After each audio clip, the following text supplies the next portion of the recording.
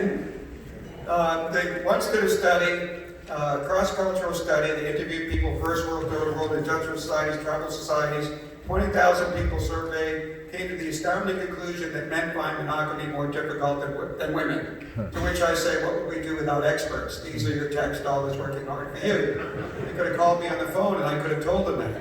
And the same thing with the percentage of sexually transmitted infection rates, much higher in male homosexual unions than female homosexual unions. And that all corresponds exactly to what we would expect among men. But for women, you have actually lower longevity on average of the sexual union than for even male and in relation to even male homosexual unions. That seems counterintuitive because it's more monogamous. But the reason appears to be related to the fact that women simply invest more of themselves in the relationship and have higher expectations in terms of needs for security and significance.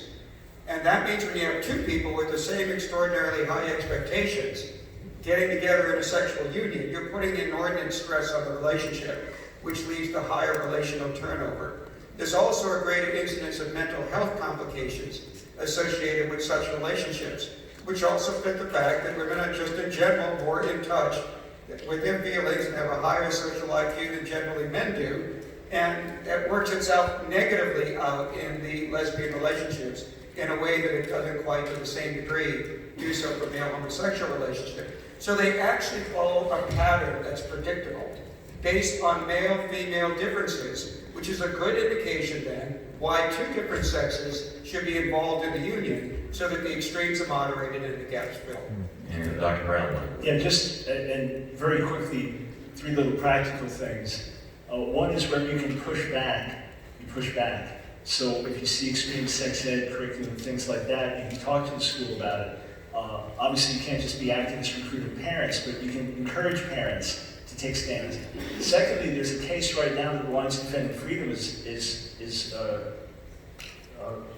backing for about 50 girls in different Chicago schools that were traumatized by transgender issues, boys in the bathroom or playing on the same teams and things like that. So it's an actual court case, and there's some states now that are passing laws against that. So within the school system, when you see these things happening, you find out what can you do, talk to the Christian attorneys.